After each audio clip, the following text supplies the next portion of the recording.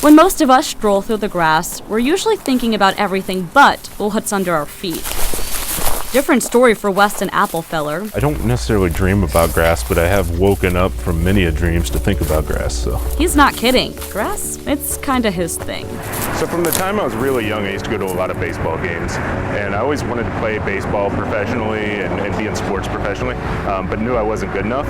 And so probably around 7th or 8th grade, I realized, at a game that there's a grounds crew that does work. From there, he never looked back. After getting a degree in turf science, Weston worked as a groundskeeper at legendary Fenway Park, home of the Boston Red Sox, then for the Philadelphia Union and Columbus Crew, spending a total of 10 years in Major League Soccer.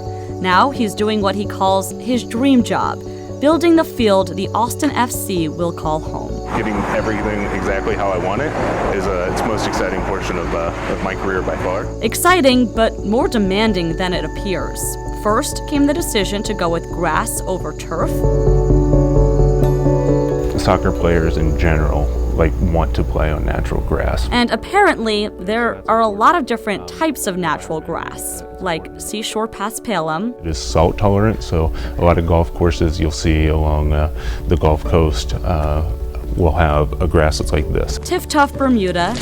It is a relatively newer variety. It's become more and more popular. Latitude 36 Bermuda. What UT has on their women's soccer field. And the list goes on.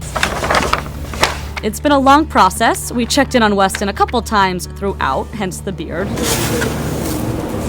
Since January, he's been raising these patches of the different grass varieties outside the team office, trying to figure out which one will make the perfect pitch. They get about 6 to 7 hours of natural sunlight a day. At this point, they're more or less his babies. He waters them, feeds them, cuts them, and studies their behaviors, learning things like how they handle the Texas heat. It's very good in warm weather. He also uses this tool called a shear tester, which mimics a player's cleat tearing up the grass. It gives you a number that is how much pressure the grass can hold. That lets him know how quickly the grass would recover from a divot, and most importantly, how much water each type of grass would need to keep the athletes from getting hurt. We want them to not have to worry about what the field is underneath them. When they show up, they have a perfectly 100% flat, full coverage grass field. There is a front runner, but the team won't make a final decision until closer to kickoff. Whichever one we choose, it'll be probably the first piece that gets installed in the stadium. But one thing's for sure. Just being involved in something from the beginning. Every little decision Weston makes will be rooted in Austin's soccer history. That's exciting. The city's excited. We're excited.